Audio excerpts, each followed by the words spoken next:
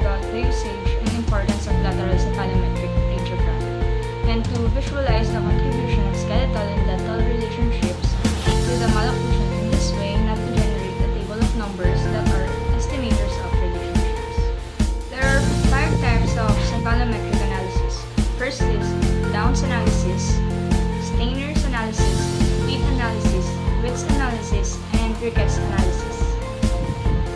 Cephalometric radiography is a standardized method of production of skull radiograph useful in making measurements of cranium and orificial complex.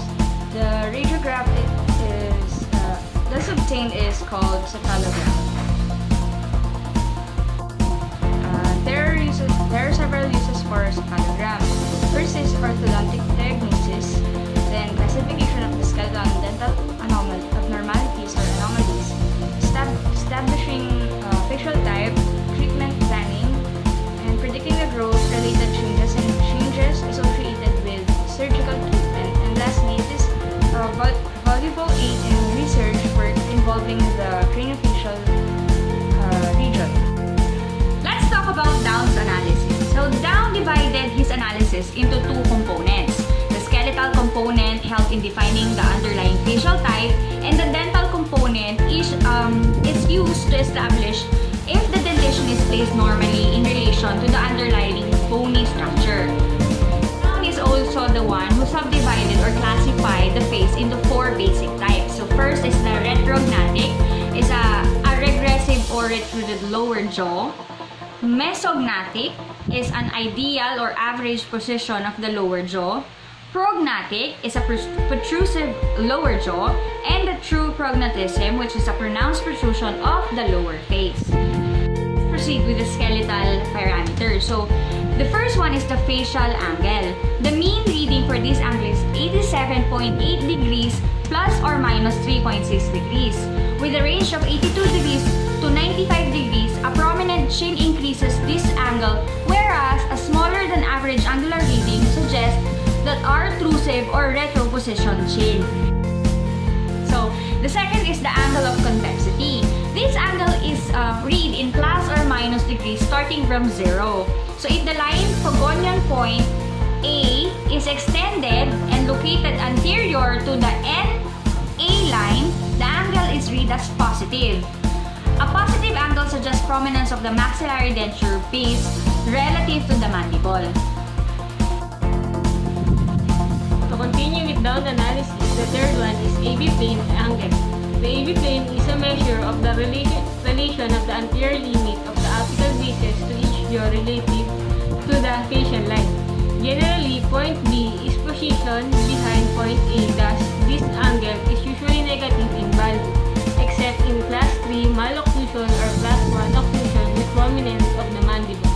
And the fourth one is mandibular plane angle. The mandibular plane, according to Down, is a tangent to the gonial angle and to the pogonial. The range extends from a minimum of 17 degrees to a maximum of 28 degrees with a mean of 21.9 degrees. If this wide growth axis indicates the degree of downward, rearward, or forward position of the chin in relation to the upper face. Let's proceed to dental parameters. The first one is canto of occlusal plane. Down originally defined it as the line bisecting the overlapping cusp of the first molar and the incisal overbite. The cant measures the slope of the occlusal plane to the Frankfurt horizontal plane. Second for dental parameter is the interincisal angle, which is the intercisal angle established by passing a line through the incisal edge and the apex of the root of the maxillary and mandibular central incisors. Third is the incisor occlusal plane angle, which is the angle relates the lower incisors to their functioning surface of the occlusal plane. The inferior incise angle is read as plus or minus deviation from the right angle. Third parameter is the incisor mandibular plane angle. It is formed by the intersection of the mandibular plane with a line passing through the incisal edge and apex of the root of the mandibular central incisor. Fifth parameter is the protrusion of maxillary incisors. It is measured as the distance between the from the point A to pubonion. Let's proceed with the Steiner's analysis. This was developed by Cecil C. Steiner in 1952 that can be considered as the first of the modern cephalometric analysis for two reasons. First, it displayed measurements in a way that emphasized not just the individual measurements but their interrelationship to a pattern. Second, is the specific guide for use of cephalometric measurements in treatment plan. Let's talk about the parts. First, skeletal analysis entails relating the upper and lower jaws to the skull and to each other.